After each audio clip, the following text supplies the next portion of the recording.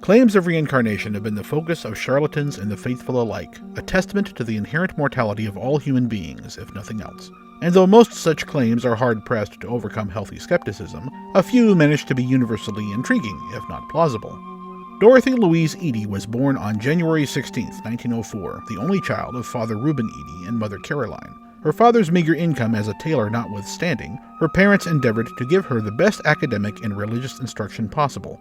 Dorothy was, by all accounts, a healthy and vivacious child, exhibiting signs of high intelligence. But despite her seemingly normal and safe existence, a moment of wistful abandon led to personal tragedy when, at the age of 3, she suffered a horrendous accident by tumbling down a long flight of stairs at her home.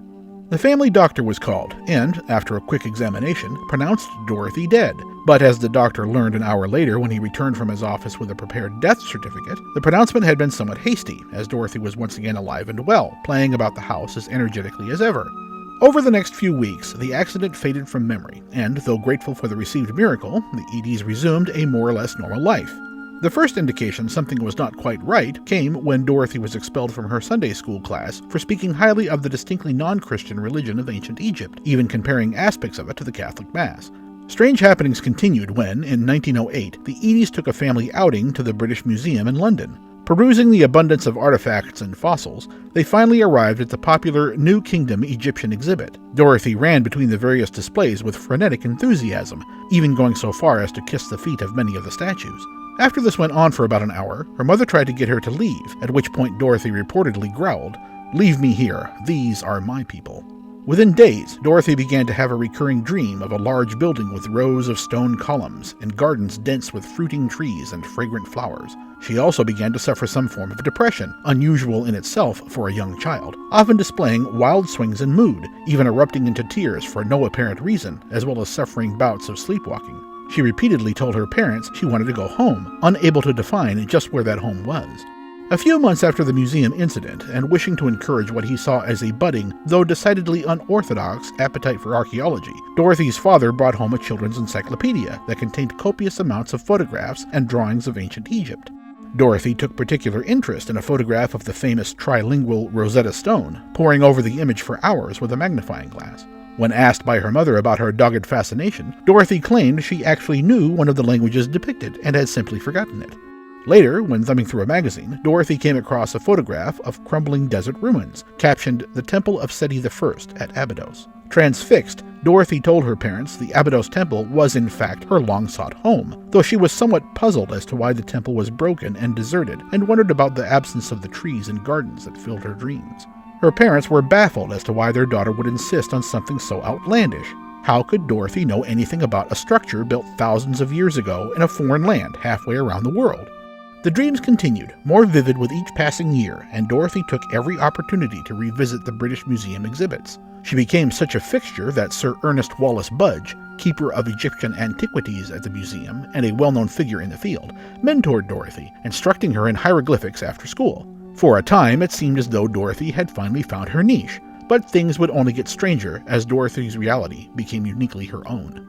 In one curious incident, when Dorothy was around 14, she was roused from a deep sleep as something pressed onto her chest. She opened her eyes to find a mummified face staring down at her, skeletal hands resting beside her shoulders. According to her later recollection, rather than afraid, Dorothy was oddly overjoyed at the intrusion.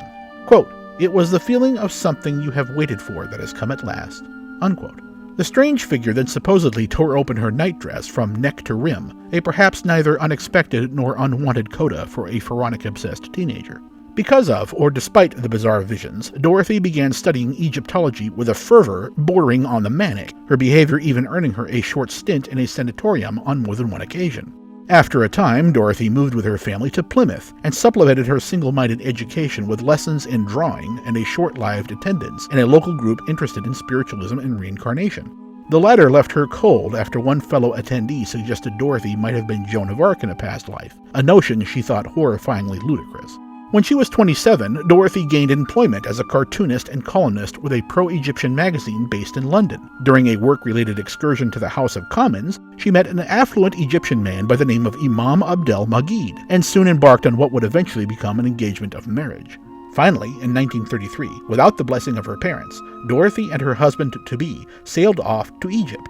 It soon became clear that rather than being sated, Dorothy's somewhat limited interests were only magnified by her change in venue. This was much to her new husband's chagrin, as Mr. MacLeod was an educator and desired to bring his native country into the modern world, a goal totally at odds with his wife's need to re-enter an ancient past. Nevertheless, Dorothy soon gave birth to their son, whom, despite her husband's protests, she named Seti after the pharaoh of the 19th dynasty, father of the biblically infamous Ramses II. It is a generally accepted practice in Egypt to avoid referring to adult women by their first names. Thus, with the birth of Seti, Dorothy was commonly spoken of as Omm Seti, meaning the mother of Seti. It is a title she would embrace, as it carried with it far more significance to her than most people knew. Seti's birth did little to abate the growing tension between Dorothy and her husband, most of which originated in Dorothy's increasingly odd behavior. On an almost nightly basis, Mr. MacLeod awoke from a sound sleep to find his wife sitting by a window bathed in the light of the moon, carefully scrawling hieroglyphics on paper. Dorothy claimed these actions were performed while in a trance-like state, a behavior known in parapsychology as automatic writing, and that the words were dictated to her by a spirit named Hor-Ra, and that they were descriptions of a life she had once lived in Kemet, the land known to the modern world as ancient Egypt.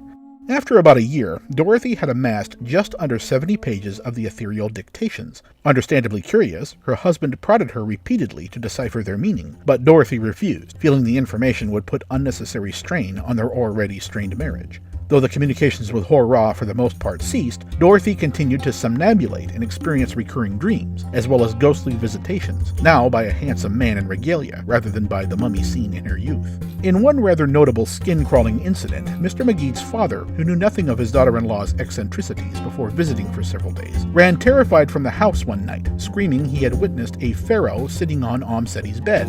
Soon after, the long-suffering Mr. MacLeod accepted a teaching position in Iraq, leaving Dorothy and their son to their own devices in the shadows of the Great Pyramids, living in a tent on the Giza Plateau. Undaunted, Dorothy continued her rather patchwork career by taking up a position in the Egyptian Department of Antiquities, becoming the department's first female employee. For the next several years, she assisted two of the department's leading Egyptologists in their excavation of the pyramid complexes at Giza and Dashur, home of the famous bent pyramid of Sneferu. The relationship proved greatly advantageous. As a trained artist and talented writer, Dorothy became highly valued as an editor for scientific papers, placing her among the upper echelons of Egyptian archaeology, her deep knowledge of ancient Egyptian culture and language unrivaled. This was perhaps stated best by Dr. William Simpson, professor of Egyptology at Yale University. Quote, "Some people know the Egyptian language backwards and forwards, but don't have a sense of Egyptian art. Others know Egyptian art, but not the language. Dorothy Eady knew them both." Unquote. As time went on, Dorothy's son decided to join his father, who now lived in Kuwait. The move was bittersweet, as Dorothy was bereft of family, but free from the earthly distractions ancillary to her singular passion. Eventually, she was offered the position of draftsperson at the Abydos dig site, a far-removed location devoid of even the most basic modern comforts, such as running water and electricity. Despite initially being mistrusted, even feared by the local population, Dorothy proved something of a folk hero, a much beloved eccentric who respected Egyptian heritage with greater zeal than any natives. Dorothy became a tourist destination in her own right, willing to give anyone who sought her out and showed a genuine interest a personal tour of the Abydos ruins. At night, she could often be found within the chapel of Isis, deep inside the ancient temple, lighting incense and praying to the old gods. Though it could be said Dorothy embraced the Egyptian pantheon as sincerely as anyone ever had, she never proselytized her Kemetic beliefs to those she met, preferring to live humbly and immerse herself in her studies. Soon regarded as the foremost expert on the Abydos site, Dorothy would spend her time recording temple reliefs for $2 a day and assisting in the excavation of a grand garden at the Temple of Seti, something she had dreamed about her entire life, and of which she seemed to have eerily prescient knowledge. Dr. Hani Al-Zaini, who worked at the excavation and became good friends with Dorothy, explained, quote, "She was directly responsible for the discovery of tree roots and the tunnel running underneath the northernmost part of the temple. She seems to have an uncanny sixth sense about the terrain on which she walks, and she really stunned me with her very deep knowledge of the temple and its surroundings." Unquote. As the years passed, other strangely accurate insights came to light. For example, in the early 1970s, Dorothy claimed to know the location of Nefertiti's tomb, a site as yet undiscovered as of the creation of this video. At first, she was hesitant to divulge the whereabouts, stating that Pharaoh Seti held such animosity toward Akhenaten, to whom Nefertiti was chief consort, he would not want her to be found. In the year 2000, ground radar scans indicated a pair of chambers near the site of Tutankhamun's tomb, just where Dorothy ultimately indicated. Only one of the chambers has been entered thus far, and no mummy or human remains have been found. Could Nefertiti be in the untapped chamber? An affirmative answer would have an admittedly eerie ring. Also, on several occasions, Dorothy claimed a secret chamber of historical and religious records was buried deep under one corner of the temple at Abydos. Although nothing of the kind has yet been found, nor really searched for, if true, the chamber would be the archaeological find of all time, making Howard Carter's discovery pale in comparison. Astute viewers will note that the claims of a secret chamber of records is very similar to a claim made by the well-known mystic Edgar Cayce, who stated a secret chamber would be discovered under the Great Sphinx at Giza. It should be noted as well, however, that Dorothy Eady's insight was based on lifelong immersion in Egyptology, and not the ephemeral vibrations from some psychic ether. Public attention is easily garnered when prophesying about something as famous as the Sphinx. Another example of weirdly specific knowledge occurred during her early days at Abydos. According to Dorothy's account, the chief inspector from the Antiquities Department, a man highly skeptical of her claims, decided to test her knowledge of the as-yet unmapped temple complex. On a moonless night, while only the inspector and two of his assistants held torches, Dorothy escorted the men safely through the murky darkness to whichever location they specified without so much as a wrong turn. Considering the vast size of the complex, such a feat would be astounding if relegated to the realm of pure chance.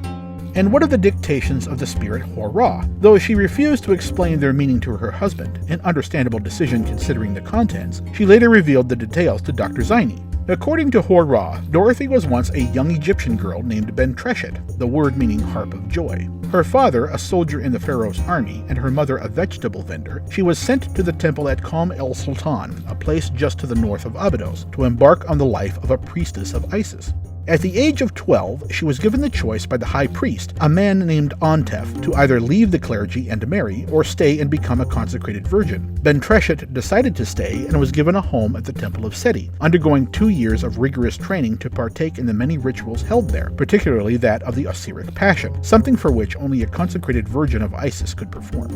One day, the pharaoh Seti I visited Abydos and met Ben-Treshet, quickly becoming smitten. They soon discovered a mutual love of dialogue, and spent countless hours within the beautiful temple gardens, discussing all manner of subjects, including morality, the nature of the heavens, and even the possibility of spaceflight, something the pharaoh apparently thought of as an evil endeavor, a somewhat humorous claim considering the modern-day undertaking to scan the skies for extraterrestrial transmissions. Seti. During other conversations, the pharaoh had claimed that the temple that bore his name was already ancient, and that the Great Sphinx was far older than the reign of Khephren, who was commonly thought to have commissioned its construction. Consecrated virgin or not, the romantic advances of a living god are hard to resist, and the stimulating friendship eventually evolved into a markedly dangerous liaison, and, as one would expect, Ben-Treshet soon fell pregnant. Distraught, Ben-Treshet explained to the high priest her predicament while withholding the identity of her child's father. The high priest informed her that she had dishonored Isis. She would be forced to confess in a trial and would likely receive a death sentence. Ashamed and unwilling to implicate the pharaoh in a public scandal, Dorothy, or rather Ben-Treshet, committed suicide. When Seti I returned to the temple on one of his now regular visits and learned of the teenager's fate, he felt heartbroken and vowed to never forget her. While certainly poignant, if not a bit titillating, one would be forgiven for dismissing the entire story as one woman's aberrant fantasy. But such a dismissal is strained at best, for there are simply too many oddities surrounding Dorothy Eady's life as Omm Seti to ignore out of hand. It cannot be said that Dorothy Eady was an intellectual fraud. Members of the scientific community, both within and outside her chosen field, universally praised her talents. But despite her undoubted qualifications, do her claims of a past life hold up to real scrutiny? As pointed out by many skeptics, most of Dorothy's more hair-raising anecdotes are not independently verifiable. Ardent believers in her tales are simply taking her at her word. Even the stories of her father-in-law running from her house in a fright and the test given to her by the Antiquities Department inspector are only tales, remembered by her alone. Of course, this doesn't mean those events didn't happen, but since the other parties involved have all passed on without written record, there is no way to be sure. Also, there is no way of knowing the accuracy of the recountings of her earlier life in England. Surely some of the events occurred, but we have no way of knowing how many are objectively true. They may all be true. Then again, none of them may be. There is no reason to doubt the story of her accident on the stairs, for example, but until the supposed death certificate or a doctor's record is produced, there is no way to know for certain. Regarding the childhood accident, assuming it to be true, it has been speculated that Dorothy may have damaged her locus ceruleus, a structure in the brain linked to certain psychological behaviors, particularly feelings of mental dislocation and obsession. But obsession does not ensure ability. By the time of her death, Dorothy was perhaps more knowledgeable than any other Egyptologist before or since. Some who knew her would even say she had the knowledge of more than one lifetime. More adventurous speculation has suggested that perhaps the tumble down the stairs actually did kill Dorothy, and that she was possessed by some ancient spirit thereafter. Whatever reason a werewood spirit would have for flittering around the British Isles at that moment isn't clear, but to explain Dorothy's life as Omm Seti via supernatural intercession seems a double disservice, explaining one mystery with another. The fact that her doctor pronounced her dead isn't really a mystery at all. The doctor was simply wrong, as anyone who has suffered a diabetic coma and awoken in a morgue will attest. Dorothy's specific insights into Egyptological locations are somewhat harder to explain. Nefertiti's resting place, as remembered, is certainly not in any place far-fetched and could be the result of an educated guess. King Tutankhamun was the son of her lover, Akhenaten, and though not his biological mother, it is possible she held a motherly status in the young pharaoh's life. To have her buried near his tomb would not be out of sorts. Dorothy's recollection of the garden's layout at the Temple of Abydos could also be explained if one considers the fact that many temples in ancient Egypt followed a similar layout, much the way Christian churches built since the Middle Ages are often laid out in the shape of a cross, although churches are not always laid out this way. It is difficult to distinguish good deductive reasoning from memory. Guesses, educated or not, do require a certain amount of good fortune to be successful. Both skeptical and non-skeptical assumptions are tested with each pull of the handle, and confidence in those assumptions is eroded with every jackpot missed. If a secret chamber of records is someday discovered beneath the Temple of Seti, it would be exceedingly hard to dismiss the find as an educated guess. It would simply be a guess, and a blind one at that. Or it could be the result of metaphysically obtained knowledge, and science would have found one of its shores. And then there's the matter of the narrative of Hor-Ra, the only direct claim made by Dorothy of a past life. Interestingly, nothing in the narrative stands out as hard to believe, apart from its very existence. Even the idea of a romantic tryst between Pharaoh and a temple virgin is not out of the realm of possibility. Roman Vestal virgins were not always such, for example. That the Temple of Seti predates its titular pharaoh is still unknown, but was a sentiment voiced by some early Egyptologists, and the exact date of the Sphinx's carving is still widely debated. Dorothy could have simply voiced a learned opinion in an obscure way. Oddly, the narrative's inherently humble nature adds to its charm. Bentreshet held no special stature in society apart from her lover. Hers wasn't a name known in the modern world, or is it likely ever to be known. Most claims of reincarnation inevitably end on a historical luminary, such as a 4-star general or a famous explorer. Most people would rather be convinced they were Joan of Arc than her sword polisher, though for Dorothy Eady this did not seem to be the case. Then again, all we know about Bentreshet is what Dorothy Eady told us. Perhaps someday a stone cartouche of Bentreshet's name will be uncovered and put most doubts to rest. Though there is no reason to believe Dorothy knowingly perpetrated a lie for the entirety of her adult life, the possibility does exist that she simply believed something that was not objectively true. That her stories were true to her own mind was enough to account for her behavior. It is often said that there is a fine line between genius and madness. Apparently, Dorothy Eady knew how to walk that line more skillfully than most. A great irony within the story of Omm Seti is contained in the fact that the ancient Egyptians did not believe in reincarnation.